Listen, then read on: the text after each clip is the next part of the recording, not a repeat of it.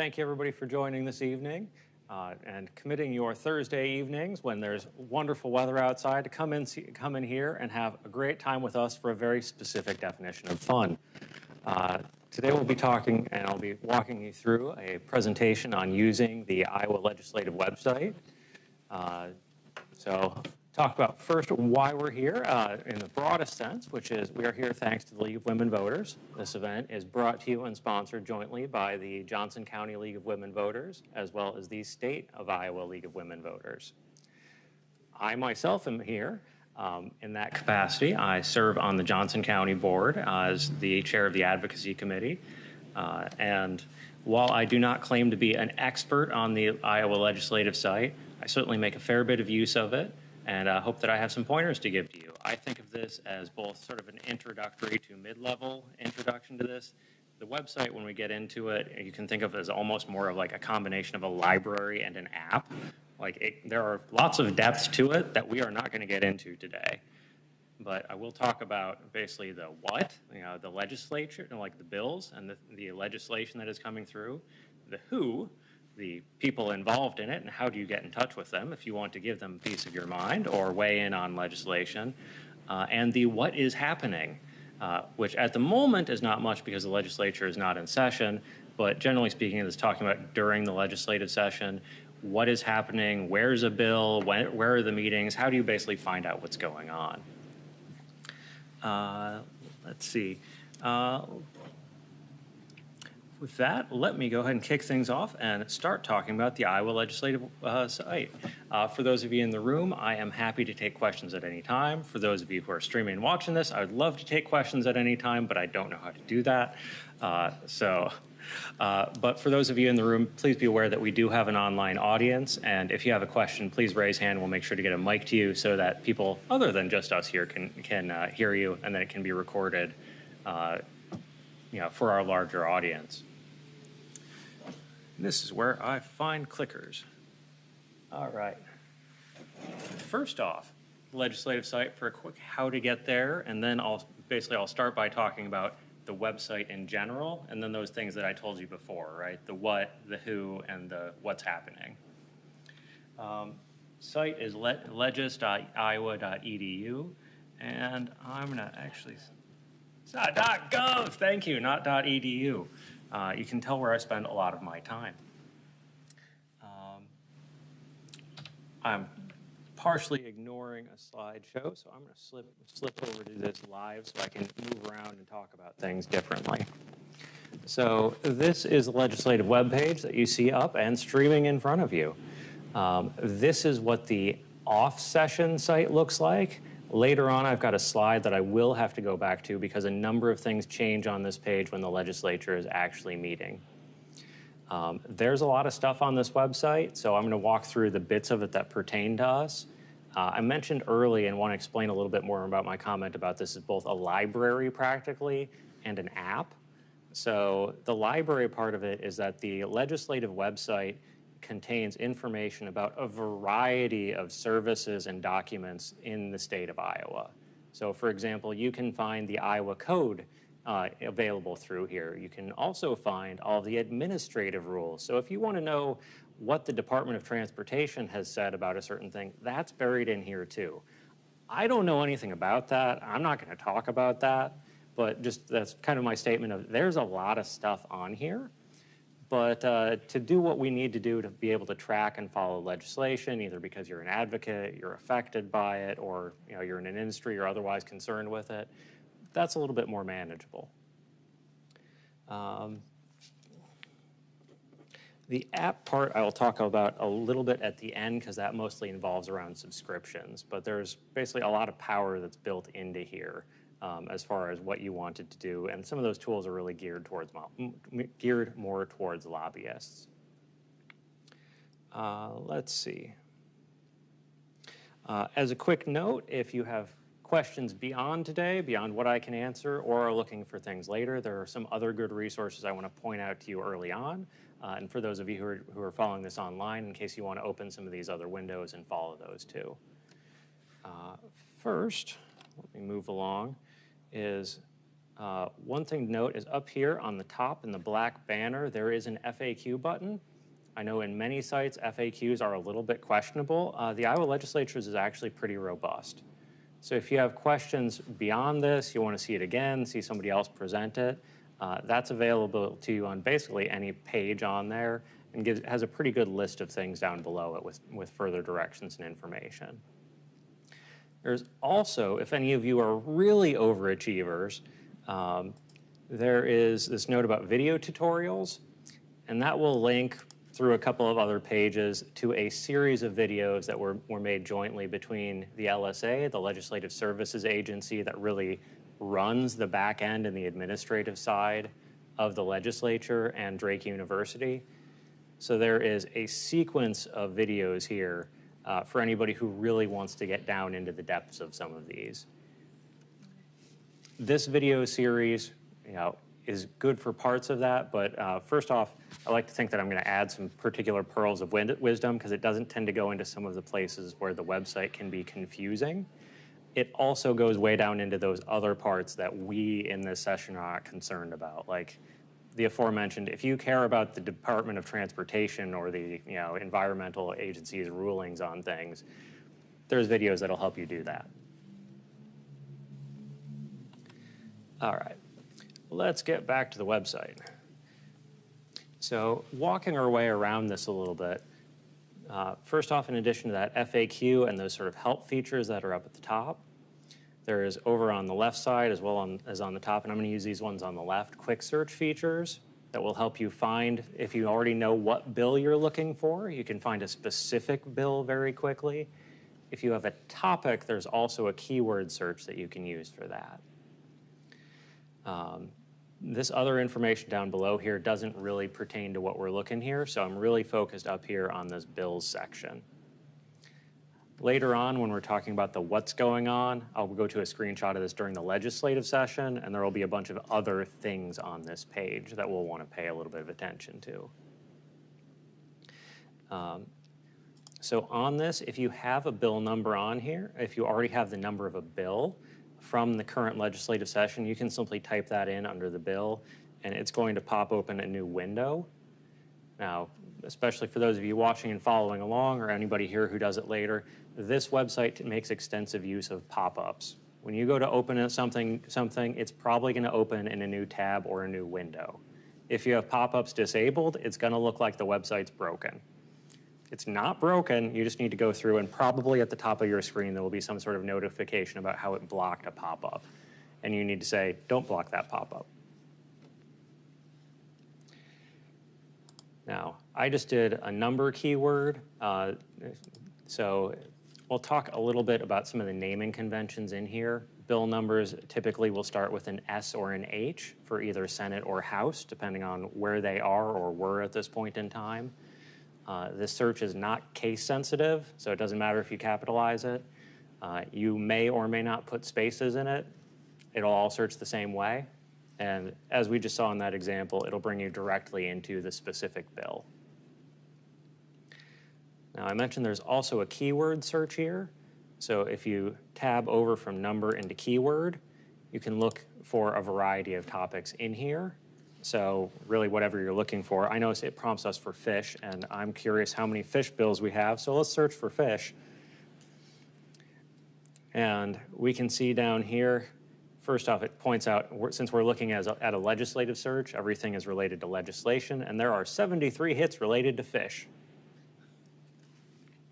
I didn't realize that was a hot topic this session, but apparently it was.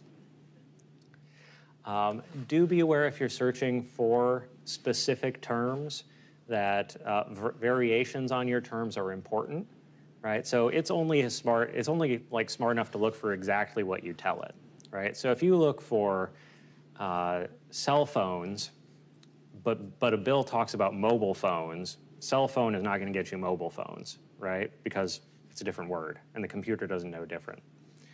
Or if you've got something where you're looking for, given our presence here in Iowa City Public Library, if you want bills related to libraries and you search for a library with a Y, it's not going to turn up libraries, which has an IES on it, so it's got different text. So if you're looking for text to get sort of an idea of what's out there, just be aware that you probably want to try multiple search terms because you'll get a little bit of different results each time. I am going to back up from here. So we had earlier pulled this one up where I found and went into a specific bill. So let's talk about what all this stuff is on the screen, which does continue on for some way down below here too. This bill, 85, I don't know a thing about. It's just one that I happen to put in a number for to search. I will show you a little bit later the difference between what a bill and a law looks like. Most bills that have been submitted every year, and there are, I don't remember what it was like, between 800 and 1,100 of them last session, right? There are many, many bills that are submitted. The great majority never become laws. So any bill, until it's passed, will look like what you see on your screen. I'll show you one that has passed and become law a little bit later, and it's a little bit different. So first off, let me start you up here at the top. What you're seeing is when this bill occurs. And by default, it's going to start you in the current legislative session. So this is GA, General Assembly number 90, which runs from January of 2023 until the end of 2024. Or excuse me, until the start of 2025 when the new one is sworn in. We have a 2-year legislature, so any bills that, I'll say, thinking of this particular session, any bills that started this year but did not complete, say they were passed by the House but not the Senate, are still technically live until the end of next year and could be picked up at any time. If you want to look at previous sessions, there's other ways you can do that I'm not going to get into too much because mostly I'm focused on tracking live legislation, but you can change this session indicator to look for different seasons or different legislative sessions. Below that, you can see what I looked for, and then there's a few other things on this left navigation. I'm going to pause for a moment and look at the document itself. So what we're seeing is the document of the bill as it was submitted. Bills typically start with a note about what they are about, an act relating to, right? Then you will see down below the text of the bill itself. So this is showing you new additions, and I don't think this one has anything striked out, but often if it's overwriting existing code, it will have lines drawn through it. So it's showing you what's happening to the Iowa code. I guess it's a good thing that we're doing this in a public library because I'm entertainingly note that the library banned the Iowa code from school libraries this last session. But for everybody who's interested in bills and not interested in reading large volumes of legalese, I do want to make a quick call out here. So this one's a pretty short bill, right? This is only a page or two long. But down below it, as with all bills, there is a section with this all caps note of explanation, after which point it will give you something closer to, and sometimes actually in more or less plain speak, what the bill is about. Sometimes these are still require some slow reading, but are definitely better than trying to understand, in my experience, the text of the bill. So just call that out whenever you look at something, and especially if it's a very large bill and you don't want to spend your time on it, you just want to know kind of what it's doing. This will relate that in much more sort of plain terms. All right, walking back over to this left navigation here. So this is, again, pointing us to what session are we in, what bill are we looking at, what is the history of the bill. So in this case, this one we can see from the start of it, started out in the Education Committee. We'll talk more about how to look at who's on a committee, because presumably these are people you want to get in touch with to influence the bill. But in this case, it shows that it was introduced to the committee, it was assigned to a subcommittee, the subcommittee met about it, so subcommittee said, hey, you should pass that. In common parlance, I would say it passed through subcommittee. And at that point, nothing else happened. That's the end of this bill. It got through subcommittee last session and it stopped.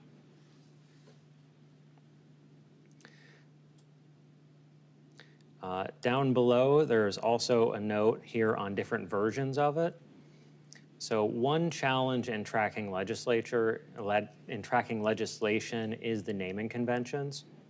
So the name and number of this bill will change at different points as it goes through.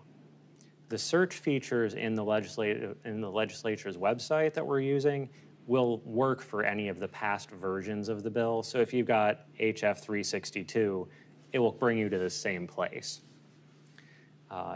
In most basic terms, though, a bill will have a name and a number that will always start with whatever House it's in, either H for House, S for Senate. When they are introduced at the committee level, it will usually have more letters to it, like HSB or a House study bill. You don't really need to know all these. The important part is when it gets out of committee, it's going to get a new number. And if it goes from the House over to the Senate, it's going to get a new number. And so it can be a real challenge in some ways to follow it. But just, to me, the important part is to know that so long as I've got any of those numbers, I can search for it and I can find the bill. And if you are trying to figure out if my old bill is this new bill, because sometimes there are different ones where they will come together and you'll try to figure out if a similar piece of legislation is the same one as you want. I do call out that there is this other number over here that starts with LSB. This is the number that the Legislative Services Agency uses as a unique name for it. And this LSB plus 4 digits will always be the same. Unfortunately, you can't really search for it, or at least I haven't found a way to do that. But like if you're comparing between bills and you have that noted, you can always look back and find like, hey, I thought we were talking about Senate bill, whatever it is. Is that the same thing as this one? Like, how did that happen? And you can compare those numbers. All right, let me move along quick. I talked about that. I had one pulled over here. Right, forgetting a piece on here. So one other thing that you'll see down here that is I find often very useful for knowing who's interested in a bill, and if you're in any sort of advocacy position, where have people weighed in on it? Where are people that I might have allies? Who is on sort of the other side of this bill? And that is this lobbyist declarations. So lobbyist declarations will show you for a given bill, and this one I'm bringing up just this one that, again, I just happen to basically be searching for. It'll show you for any given lobbyist, who's the person, what organization are they with, and have they weighed in for, against, or undecided for the bill.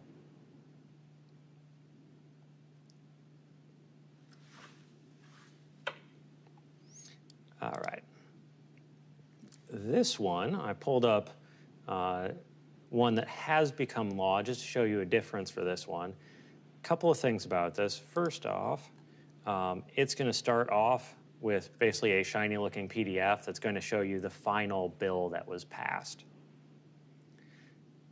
So this is a case of one that has been signed fully into law, and so it starts off with that general, the full bit as well as all the notes underneath it.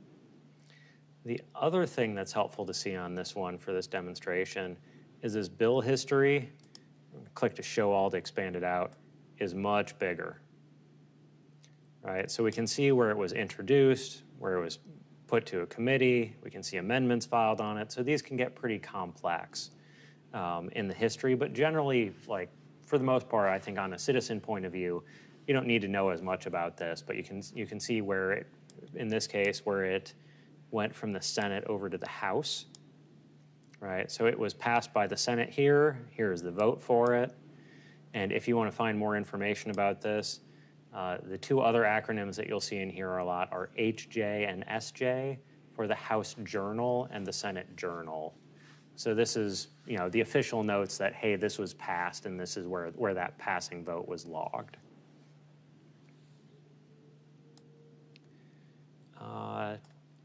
If you're interested in finances on these, which I'm going to admit is not a place where I have any particular expertise, there are financial notes that will be logged by various agencies on the effect of the bill, and that's tracked in here as well. All right.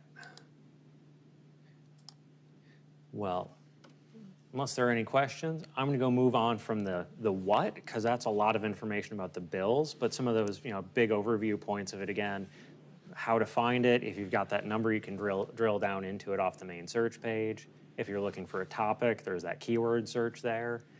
And then past there, sort of the question of going in here and finding it. And again, do remember that explanation often makes it a lot easier to digest.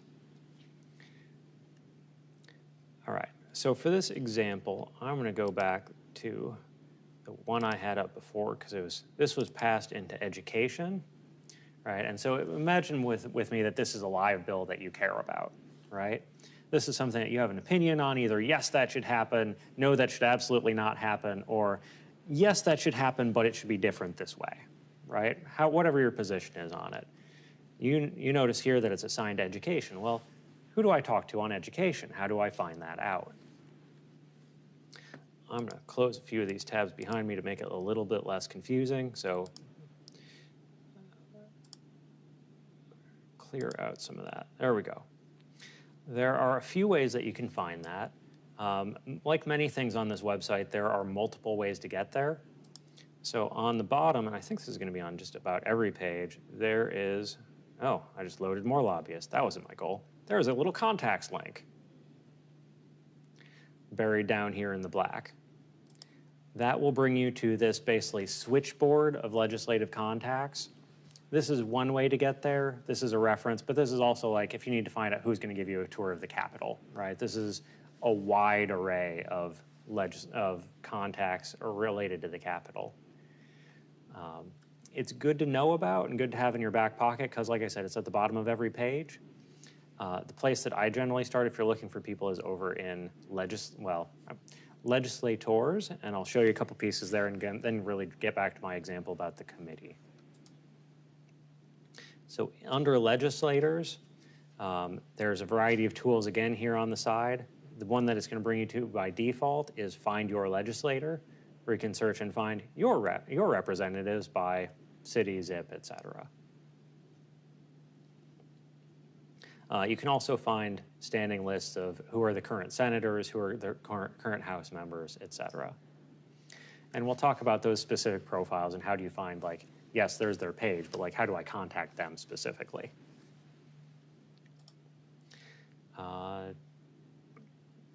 Right.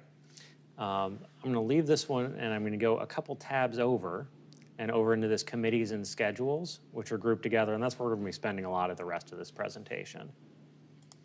So committees and schedules is going to bring you to a committees and schedule pages. The one that we were looking at before was a Senate bill. It was in the Education Committee. So in here, it's just as easy as sort of looking down and finding here's the Senate, here's the Education Committee. If you hover over it, it's going to give you a list, but if you click into it, it'll give you one that's a little bit easier to work with. So these are all of the members of this committee that, as it currently stands. It's going to tell you who's in charge of it. Everybody's going to be flagged with their R or Ds for party affiliation. Ranking member is the most senior member of the minority party. That person will not be a chair, but they will have some distinction as being sort of the head of the minority party. Underneath this, well, there's a note here on subcommittees, which we'll come back to in a minute, but also you'll be able to get through into member profiles. And this is to answer that question of, but how do I actually contact them? These individual profiles are going to be a way to do that. So any member profile in here is going to tell you what committees are they part of, what bills are they involved in, as well as what is their legislative email. Some will also have listed personal emails or personal phone numbers. And if you're interested, there's also this option that many but not all of them have to get through to their personal or campaign, web pages. And that is in this additional information about, where if you click on it, again, it's going to pop up a new window, and it's going to say, hey, you're leaving our website. Are you sure you want to do that? And if you do that, then you will end up on that legislator's website.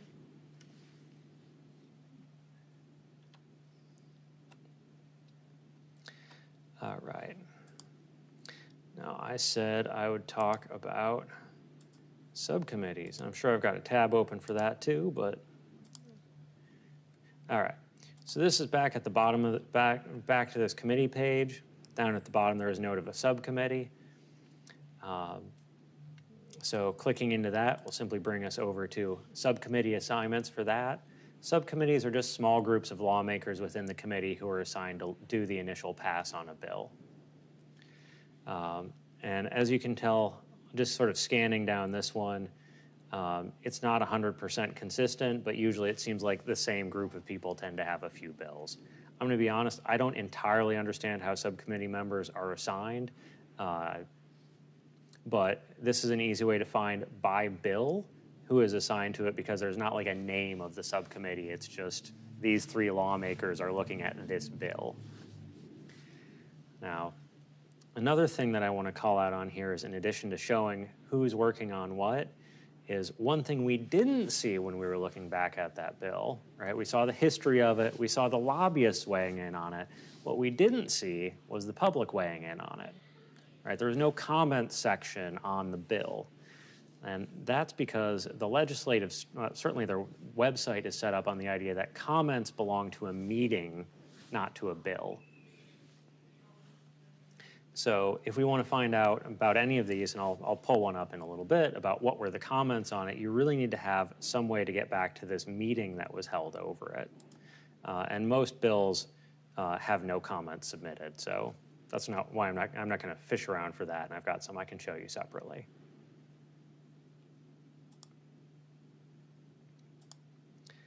All right. I believe here is my... All right, here is an example of those comments that are actually submitted and viewable. So this is coming off of a hearing, and I'll walk you through a little bit more about how to get to these, but it's certainly interesting to see, like, this is a completed one. Comments are typically available until the day before the actual meeting of it. So for our special session that was just held on, I believe, July 11th, right, public comments closed at midnight on July 11th, and anything before that is available. If you go to make public comments, note that they often don't appear immediately. I believe they've got somebody who goes through and does a certain amount of moderation for those to make sure you're not, spouting obscenities or other things like that. All right, I'm going to move back. I've talked about people, I've talked about committees, I've talked about subcommittees. Let's go over to the next big topic of the what's happening part of things, right? How do I find bills that are in motion? How do I find what's happening at the legislature at any given time when it's in session? One part of that is first to call back to those. I'm going to pop one open from here again. What did I do? Oh, right. So part of that is this bill history if you're looking at a specific piece, right? You can see where its last stop was. So this one started in the Education Committee. It was given a subcommittee. It passed the subcommittee, and it's done. So its next step would be a full committee hearing. If this bill is going to go anywhere, that's where it's next going to happen. So you can find some pieces about specific information that way, or about specific legislation that way. If you want to know what's happening more broadly, like what committees are meeting, what does that look like, there's a couple of things. And I'm going to flip over to my PowerPoint slide that has got static versions of those. And I'll make it big so that y'all can see this a little bit better too. All right. So a few things to note about this. This is the main legislative website during session. And a few things that are different on this is you've got this currently in Senate and currently in House column. And up at the very top of this, it starts with, hey, do you want to watch what's going on right now? And links are available for that. Underneath that, it's showing you what bills are queued up for action. All right, so yeah, I'm going to walk over here. That's hard to read. So what is happening on the floor today? What meetings are being scheduled or currently going on? And I'll show you a place that you can see this too retroactively. But on the day of, like when the legislature is actually meeting, the homepage itself is very useful.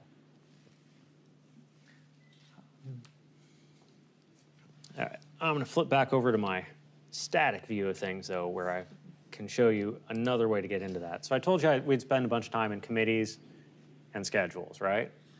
We looked at the committees. The other part of it is the schedules. So when you get into committees and schedules, the default display, like what it's going to show you right there, is the committees. Schedules are hiding up here on the navigation. All right, so if you click from here into committees and schedules, move over to schedules, it's going to start with today in the chamber. And you can go and look at meetings for each of the chambers. There's also these debate eligibility calendars, and you're able to see what bills have passed through all their committees and are waiting for a full floor discussion. I have yet to find a way, other than having a legislator tell me or similar levels of insight, what things that are eligible to be debated will actually be debated on any given day. Basically, it seems like once things clear committee, they kind of go into the tank, and when leadership decides they're going to come up for vote in a discussion, they do. But that notice is often like the day before and generally spread among the caucuses or among other legislators.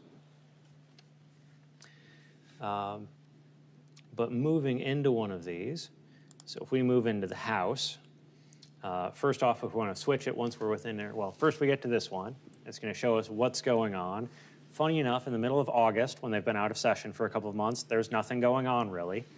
So I'm just going to change the dates for this. And I'm going to look for, starting in June, what's been happening there, because we had a special session.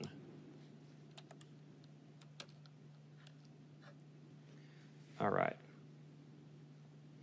And if we want to change and look at the other chamber, we can move from House to Senate up here, or vice versa.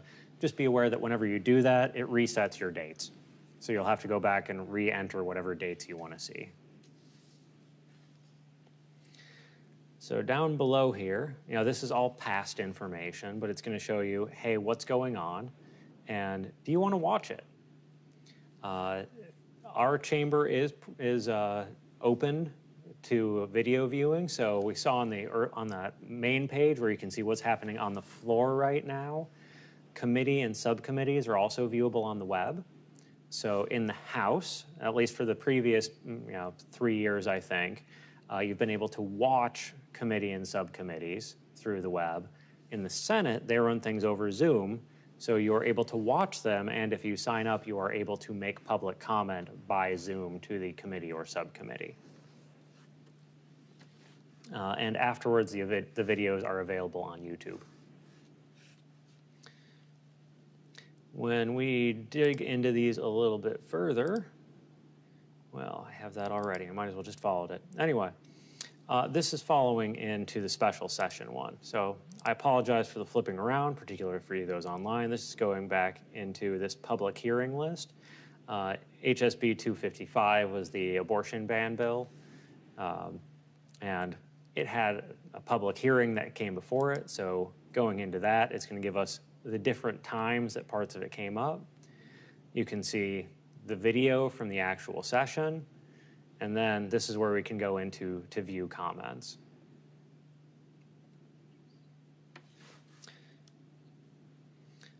And that, I think I had one of those up already, but yeah, here's the comments as they appear after it's all done with.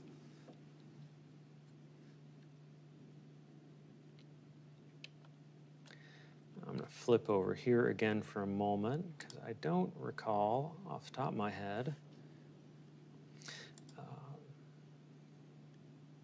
Well, I'm going to stop fiddling with that.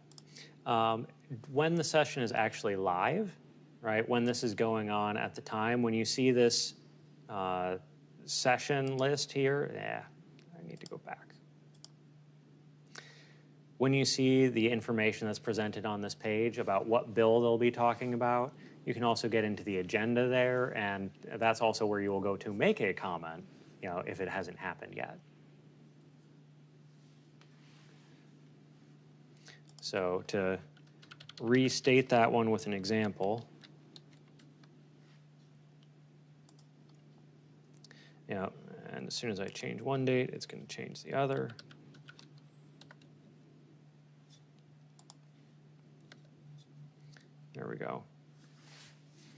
So if these were still meetings yet to happen, you would be able to see, oh, hey, exactly, like that. Clicking in the agenda will tell you a full list of what they're talking about. And from here, you can also typically make the comments.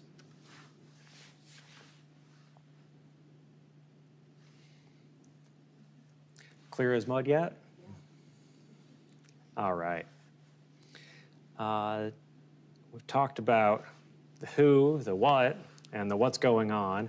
The other piece of information that I have to share on this, and then I'll open things up for any questions, is on subscriptions. And this is one where I really do want to go back, get to my slideshow, and then I'm going to stick to this for now. All right. That's what we want. How well is this coming in? This is currently in the session. Oh, I apologize. I went to my current slide, and it went to the one I had highlighted, not the one I had on my screen.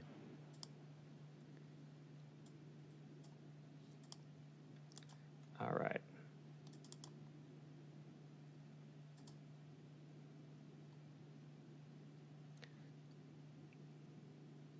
Not sure what I was doing wrong there, but this is the one I want of subscriptions and publications.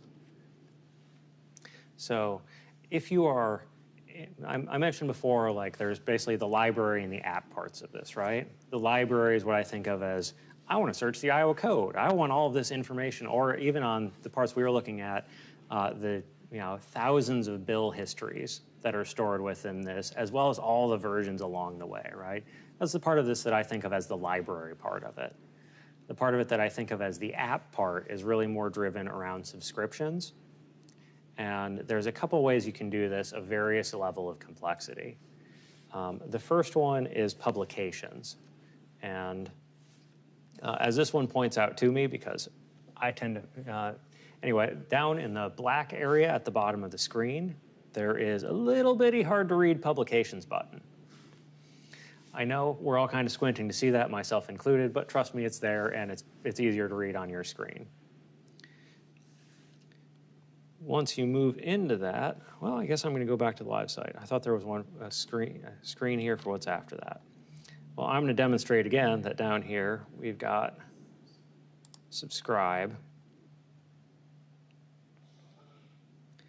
And there are a few options that you can get into from here. Often these involve getting into specific documents or sort of daily publications during the session, but you can also watch for very specific terms. Like if you want all bills related to fish, and apparently there are 80 of them, so it must be a hot topic again, you can watch for any bills that deal with fish, right?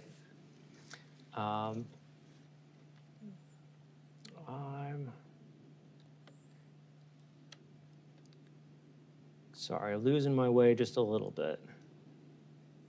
Bills and rules, watch, create account.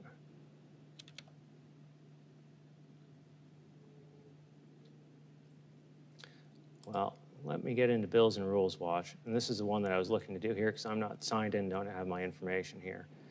The bills and rules watch is where you can really get in and do that second part of it, where you can find out, if you want to be tracking a specific term, a specific topic, or alternatively, if you've got a reason to watch a specific piece of like the Iowa code, right? And this is maybe a little bit less advocacy and a little bit more industry, but if there's a specific statute that you have reason to think that different bills might affect, you can watch by that as well.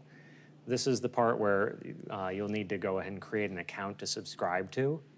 And so that's noted here when you go into it, and similarly, if you're new, it'll ask you to create an account. And then from there, you can go through to create your search terms and subscribe. The details of that are beyond the scope of this demonstration. I will refer you back. There's a very good and thorough video in that series that Drake did with the Legislative Services Agency to go through the details of creating that and how to create a good, robust subscription, as well as how to get it to come into your email, et cetera. that video is about 20 minutes long. So like I said, that's beyond this. But if you want to basically go the extra mile, and rather than you having to go out and search the website to find out what's going on, but to have the website send you emails instead, that's what you're able to do with this part of it. All right. I think that wraps up what I had to talk about. Bills and Rules Watch, contact legislators. I think I'm good. Do I have any questions? So what kind of ways have you used this website to advocate for your community? What practical applications do you use this for? Mm-hmm. And then, what tools are you using on the site to do that? That's a fantastic couple of questions. Thank you very much. So, okay. So on a practical level, on the advocacy committee, we use this for a couple of things. First off, if there are specific bills that we know that we're interested in, so as the League of Women Voters, like we are as a group very interested in elections and voting, as well as just general good governance, right? But when there are changes that are going on to that, we'll want to know, hey, what's the bill? Often, like many of these things will pick up press, and so you don't need to be like proactively searching it every day, but we'll often hear like, hey, there's a bill about voting registration or absentee ballots. And at that point, we're gonna, if it were me and I was coming to it, I'd do a topic search. I'd say I'm looking for elections bills. And hopefully I've got the bill number, but if I don't, I'll try and use that to find the bill specifically. I'll then take a look at it, and I will go over to that section where I had where is the bill currently assigned, and I will from there want to look at who is on the subcommittee. My personal rule of thumb is that the public has the most influence when there are fewer legislators involved in it. So when there are 3 people on a subcommittee who are looking at this, deciding does it go forward or not, that is often a place where it seems to be easier to make changes to it. I can think of, for example, one, actually it was, since I'm talking elections, it was an election-specific one where I would say the majority party had determined that they were going to move this bill forward, and that there was only so much public comment was going to do about that. But a person who was coming to weigh in on this and spoke, I think via Zoom at a hearing, basically said, hey, the bill, the way you've got this set up, is the system that we've arranged for people who are in domestic violence shelters. It will make it so that they can't vote. And it was, to me, as somebody who's involved in advocacy, a really interesting moment to see 3 legislators, 2 of whom who were definitely going to pass this bill, have this moment of like, I didn't think we were going to do that. I don't think I want to tell people who are domestic violence victims that they can't vote. And it caused some change in the bill. So, like when it's at that smaller level, it seems like it's a lot easier to make things happen. So that's where I look at it sort of first and foremost is where's the bill? And if I want something to happen on this, who do I need to talk to about that? How do I find those specific legislators? And do you tell them what you'd like to see in the bill? What kind of message do you encourage advocates to convey to legislators? Ooh, that is another excellent question. So when advocating, I can give a couple of general do's and don'ts from my point of view.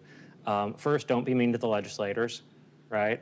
They're all busy people with, and like everybody else, don't really appreciate people heaping abuse on them. Right, so I try to do everything in a constructive way, even if I strongly disagree with the legislation and the legislator. I'm not going to get anywhere by like berating the legislator, right? At that point, people sort of tune you out. Past that, though, like often constructive criticism will be heard out. So it depends 2 ways. First off, does the legislator already agree with me, or do they not? Right? Because there's value in talking to your representatives even if they already agree with you. I'm going to do the if they agree with you because that's easier, right? If they agree with you, a thing that legislators have told me that they find value in is especially hearing from their constituents so they can say, hey, I've heard from a lot of my people, and this is really unpopular back home.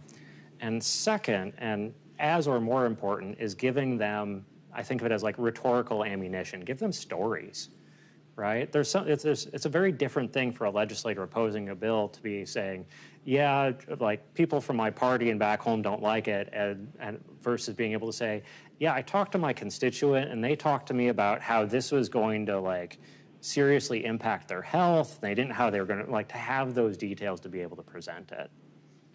So that's the side where I think is, like I said, kind of the easier one, where you're talking to people who are friendly on it and you're giving them the tools to make your point for you, and to basically be more effective in opposing the bill because they've got something more than party affiliation. For the ones who oppose it, which is the harder ones, generally basically being, to the extent that you can, laying out your argument and sort of understanding, like there's two parts of it, right? There's one of which is the sort of emotional impact, right? If you got that story about how this bill is going to make you lose your home, you should tell the person that, because at the end of the day, it doesn't matter what party label everybody has attached to them. Like, they still have to go to bed realizing, like, yeah, that person I talked to seems nice, and they're going to lose their house over this. Like, is there something I can do about it? And to the extent you can, so generally be polite, be concise, make your point. And personally, I'm always fond of where you can, and this is a big if, right? Because legislation's complicated. Where possible, present solutions as well as problems, right? Your bill does this, that would be bad to me. Have you thought about doing this instead? What are your thoughts about contacting legislators who are outside your district? But they're serving on the committee or a subcommittee that's considering legislation that you're interested in? I would absolutely do so, especially at the committee or subcommittee level. So I understand that, and I think as a general, right, our lawmakers represent all of us. They represent some of us more directly than others. And especially I think when things come to floor votes, that is more pertinent. When they're on committees or subcommittees, I feel that they're acting as subject matter experts. And if their subject affects me, that's the right point for me to weigh in, right? So even if somebody's from, Altoona or Council Bluffs or whatever, if they're in a subcommittee that is related to what I do for a living or is going to impact me in my life, they're on a committee that, as I view it anyway, is specifically designed to get relevant information to their topic. And if I have that, I feel I should share it. I've never had anybody tell me, to like go away for doing that. Now, not everybody responds, but I think there's still value to that. Thank you. This is really very good and gave me some tips on how to contact legislators. I hope other people find value in it as well. So thank you very much for doing this for us. Okay. Thank you all for coming out, and those of you who are online and watching this streaming for joining us that way too.